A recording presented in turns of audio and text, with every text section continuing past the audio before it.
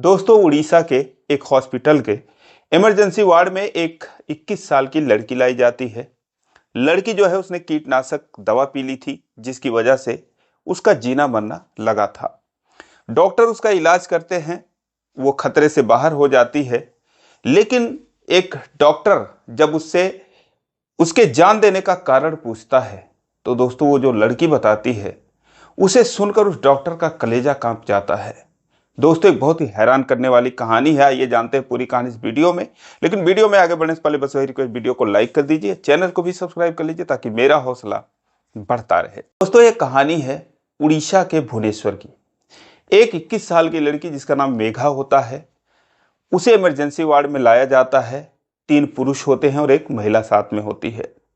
जब डॉक्टर साहब उनसे पूछते हैं क्या हुआ, तो कहते हैं कि साहब इसने गलती से खांसी की दवा की जगह पर कीटनाशक दवा पी ली है।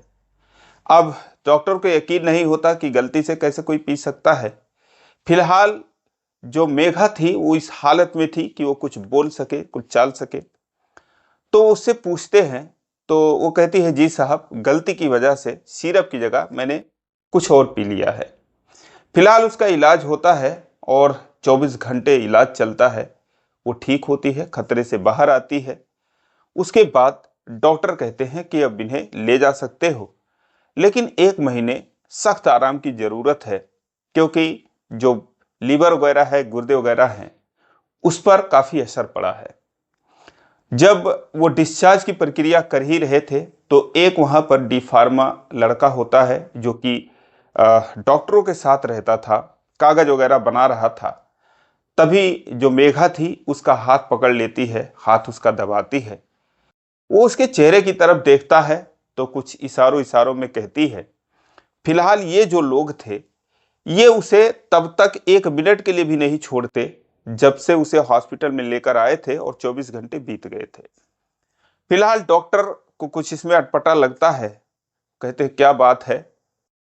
तो कहती है कि साहब, मुझे आपको कुछ बताना है, प्लीज। तो वो कहते हैं ठीक है।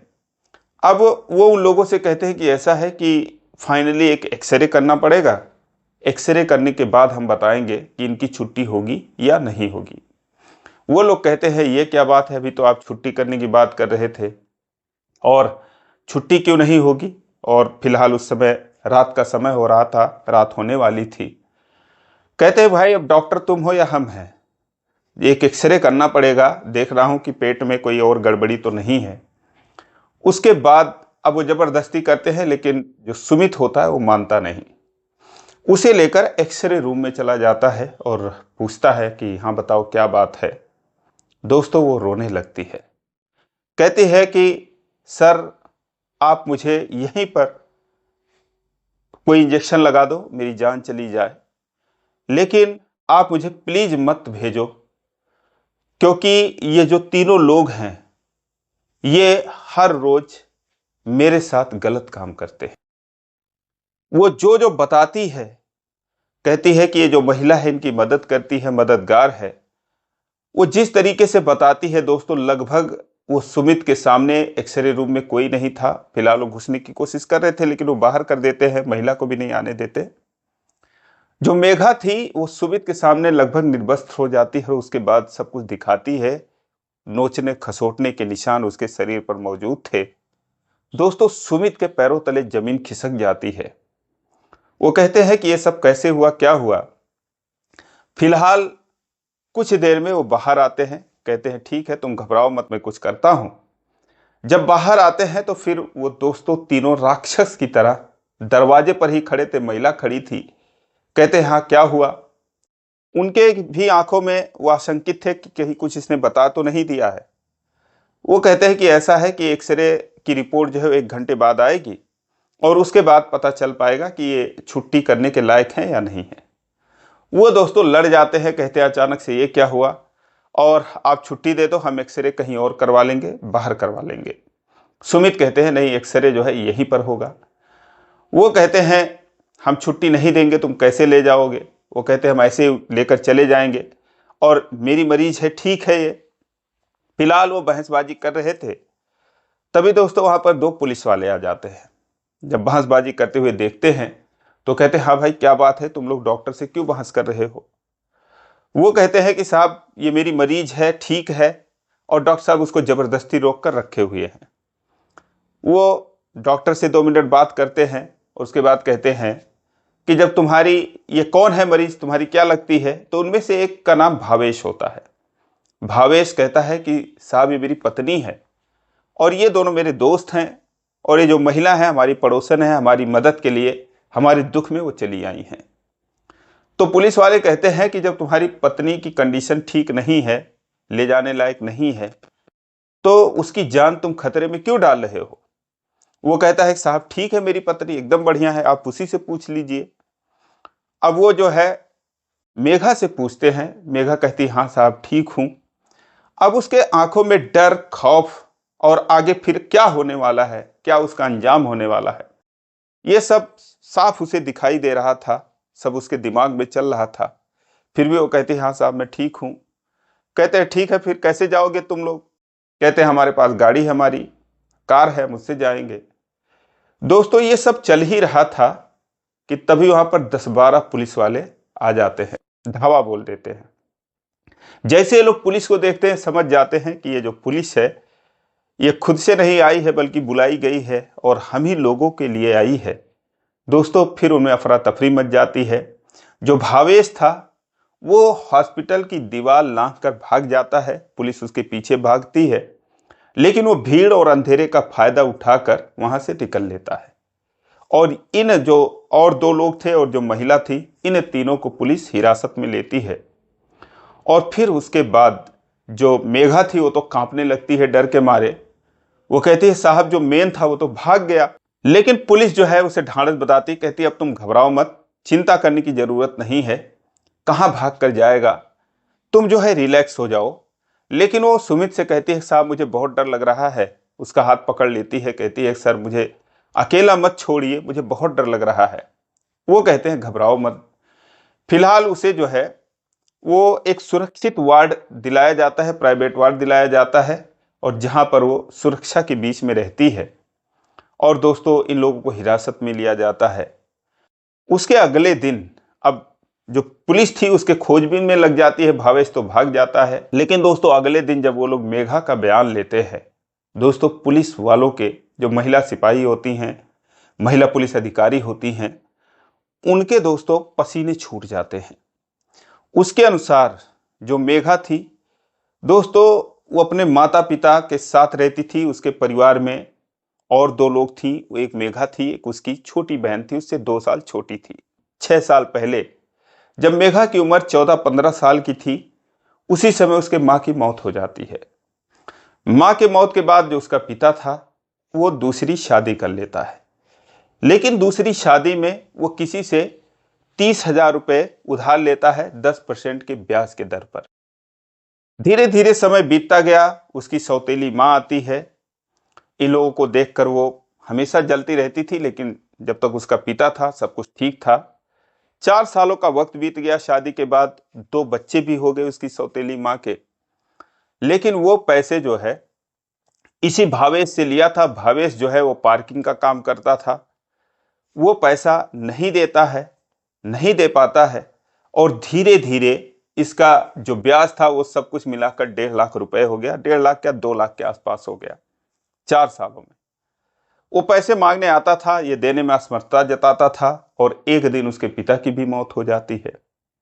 जब पिता की मौत हुई तब दोस्तों अब जो भावेश था वो आने लगा, उसकी सौतेली माँ से पैसे मांगने लगा कि मुझे पैसे चाहिए, तुम्हारे पति ने लिए हैं। लेकिन दोस्तों भावेश की नज़र जो है वो मेघा पर पड़ती है और उसकी बहन जिसका नाम विभूति होता है उस पर पड़ती है।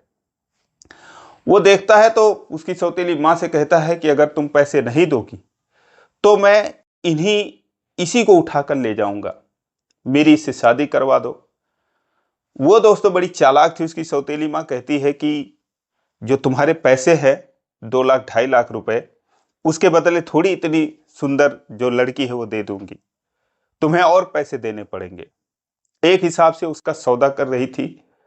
वो कहते कितना लोगी, तो वो 40-50 हजार और रुपए देने में सौदा जो है वो डन हो जाता है।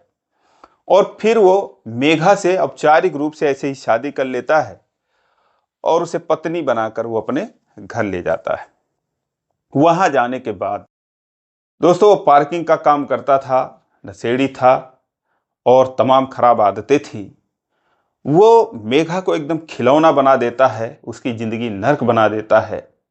उसके साथ अप्राकृतिक रूप से जो है वो रिश्ता रखता है, मारता है, पीटता है, एक तरह से उसे खेलता है, उसे तकलीफ देने में उसको मजा आता है। और ऐसे लग रहा था कि जैसे जो पैसे उसने उसकी माँ को दिए थे या उसके पिता को दिए थे, उसकी सारी कीमत वो वसूलना चाहता था। इससे भी मन नहीं भरता तो फिर वो अपने एक और दोस्त को, जिसका नाम जय होता है, उसको बुला लेता है। कुछ दिन फिर ये दोनों सामूहिक रूप से उसके साथ गलत काम करते हैं। फिर कुछ दिन बीतता है, 4-6 दिन, तो अपने एक और दोस्त को वो बुला लेता है, उसका नाम विकास होता है। अब दोस्तों ये तीनों लोग एक साथ मिलकर मेघा के ऊपर टूट पड़ते, जो उनके मन में आता वो करते।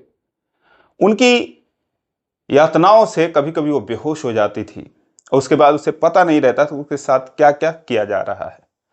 और ये जो महिला थी, ये महिला दरअसल जो भावेश था, वो जय के एक जानकार का फार्म हाउस होता है, वहां पर ले आकर उसको रख देता है मेघा को। और उसी फार्म हाउस की जो देखभाल करती थी वो यही महिला थी। ये महिला जो है उन लोगों के गलत कामों में मदद करती थी, क्योंकि वो दिन भर पार्किंग में रहते थे। तो वो मेघा के ऊपर नजर रखती थी। मेघा अगर रोती थी तो वो उसे मारती थी, पीटती थी, एक हिसाब से नजर रखती थी ये कहीं भागकर जा ना पाए। इस तरीके से अत्याचार सहते सहते उसको 1 महीना बीत गया।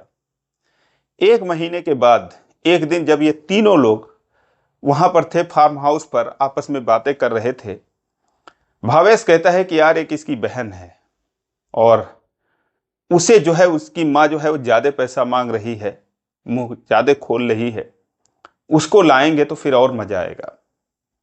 फिर बाकी जो उसके दोस्त कहते हैं यार पैसों की क्या दिक्कत है, क्या टेंशन है, पैसा दे दे, ले आते हैं। उसके बाद इन दोनों को बेचकर, दोस्तों उनका प्लान था कि जब उनका मन भर जाएगा तो वो उन दोनों को, मेघा को बेच देंगे कहीं कोठे पर, और उसके बाद जितनी रकम उन्होंने दी है वो रकम उनसे वसूल हो जाएगा।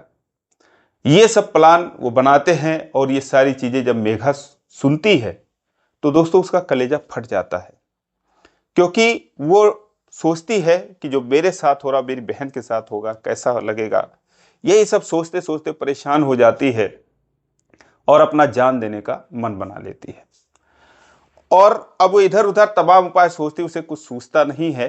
फिलहाल उस फार्म हाउस में कुछ सब्जियां वगैरह उगाई जाती थी, तो उसके लिए दवा छिड़काव के लिए रखा हुआ था। एक दिन वो उसके हाथ लग जाता है और वो उसे पी लेती है। उसके बाद जब उसकी तबीयत खराब होती है तो जो महिला थी उसे पता चलता है, तो वो उन तीनों को फोन करती है, भावेश को फोन करती है। वो पार्किंग में था, वहां से एक गाड़ी लेकर किसी की भाग कर आता है और उसके बाद उसको गाड़ी में लाता है। लेकिन हॉस्पिटल जाने से पहले वो धमकी देता है कि अगर तुमने किसी से कुछ मुंह खोला तो तुम्हारा हम क्या हाल करेंगे ये तो तुम्हें पता है। साथ में तुम्हारी बहन को हम तुम्हारे सामने जो है, और उस पर जो भी वो कहते हैं बता भी नहीं सकते क्या क्या करेंगे। वो दोस्तों डर के मारे कांपने लगती है। फिलहाल वो जैसा उसको समझाए थे वैसा हॉस्पिटल में जाकर कहती है, क्योंकि वो कहते हैं कि अगर तुम हमारे हिसाब से चलोगी तो कम से कम तुम्हारी बहन को छोड़ देंगे। उसके बाद हॉस्पिटल जाते हैं। डॉक्टर सुमित जो लड़का होता है वो डी फार्मा वाला, वो पूछता है तो वो कुछ बताती नहीं है। डॉक्टर से कहती हाँ मैंने गलती से पी ली है। लेकिन जब उसको डिस्चार्ज कर रहे थे तब वो उसके सामने वो सारा मंजर जो है नाचने लगता है, क्योंकि उन लोगों ने धमकी दिया था कि अगर तुमने कुछ कहा तो हमारे और भी दोस्त हैं अभी।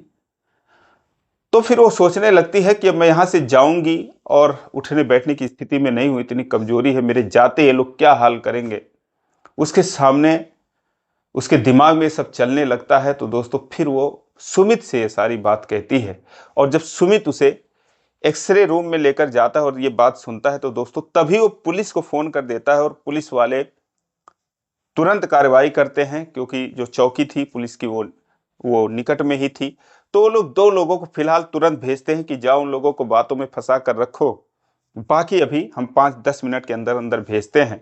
और दोस्तों वो जो 2 लोग आए थे उन लोगों को जब तक बातों में फंसा के रखते कि हाँ कौन है, कौन हो तुम, तब तक पूरी फोर्स आ जाती है। फिलहाल भावेश जो था वो भाग जाता है और पुलिस इसका बयान लेती है, उसके पीछे पड़ जाती है और इन 3 लोगों को हिरासत में लेती है और साथ में उसकी सौतेली मां को भी जाकर हिरासत में लेती है। इस घटना के बाद 6 दिन बाद उड़ीसा में ही, वहां से 300 किलोमीटर दूर राउरकेला के निकट भावेश की लोकेशन मिलती है। पुलिस उसका पीछा करती है और दोस्तों एनकाउंटर में उसे मार गिराती है। उसके बाद ये जो थे दोनों थे, जय और उसका दोस्त विकास, इनके ऊपर मुकदमा चलता है और 2 महिलाओं के ऊपर चलता है। लेकिन जो उसकी मां थी, सौतेली मां थी, उसे सबूत के अभाव में छोड़ दिया जाता है, क्योंकि उसने लड़की को बेचा था ऐसा कोई प्रूफ मिलता नहीं है। और वो तो बोलती है कि साहब मैंने तो शादी करके भेजा था, अब ये लोग क्या कर रहे थे इसके साथ मुझे क्या पता, इसने तो मुझे बताया ही नहीं, 1 ही महीने तो हुआ था मैंने भेजा था। हालांकि दोस्तों दूसरी लड़की के लिए उसकी सौदेबाजी हो रही थी, ये खुद उसने अपनी कानों से सुना था और बाकी जो 2 लोग थे वो भी कबूल करते हैं कि हाँ ऐसा हुआ था। फिलहाल पुलिस को लगता है कि जो मेघा की बहन है वो भी उसके पास सुरक्षित नहीं है। वो उस सौतेली माँ के चंगुल से एक हिसाब से उसको छुड़ाती है। उसके बाद दोस्तों पुलिस इसमें बहुत अच्छे से काम करती है, मुकदमा चलता है, इन दोनों को उम्र कैद होती है और जो महिला थी उसे 5 साल की सजा होती है। लेकिन जो असली काम था दोस्तों वो सुमित करता है। सुमित उसके बाद जो मेघा थी उसे अपने साथ ले आता है। उसकी जो बहन थी, जो पुलिस ने उसके सौतेली माँ के चंगुल से विभूति उसको छुड़ाया था, विभूति को, उसे भी इन दोनों के एक हॉस्पिटल में काम लगवा देता है। और जब इस हॉस्पिटल में उसकी प्रैक्टिस पूरी होती है और उसके बाद दोस्तों फिर वो उन दोनों को अपने साथ रख लेता है, एक छोटा सा अपना क्लिनिक खोलता है। और दोस्तों धीरे धीरे इन दोनों में जो है वो दोस्ती होती है, मेघा में और सुमित में प्यार होता है। और 2024 में 27 नवंबर को दोस्तों ये दोनों शादी करते हैं। आज ये बहुत खुश हैं, बहुत ही शानदार लाइफ एंजॉय कर रहे हैं। लेकिन दोस्तों आज भी कभी कभी जब उन सब दिनों को याद करती है मेघा, तो दोस्तों वो रोने लगती है। और उसकी जो बहन है, आज ये दोनों अपने दम पर हैं, बहुत ही अच्छे तरीके से रह रहे हैं। बहन की जो है वो शादी होने वाली है इसी 2026 में। आज ये लोग बहुत ही खुशी हैं और ऊपर वाले से दुआ है कि ये लोग हमेशा ऐसे सुखी रहें। दोस्तों सुमित जैसे इंसान इस दुनिया में मिलने मुश्किल हैं। फिलहाल दोस्तों आपकी इस पर क्या राय है कमेंट में जरूर बताएं। इसी प्रकार की कहानियों के लिए इस चैनल को सब्सक्राइब करें। फिर मिलेंगे अगले वीडियो में, तब तक के लिए जय हिंद।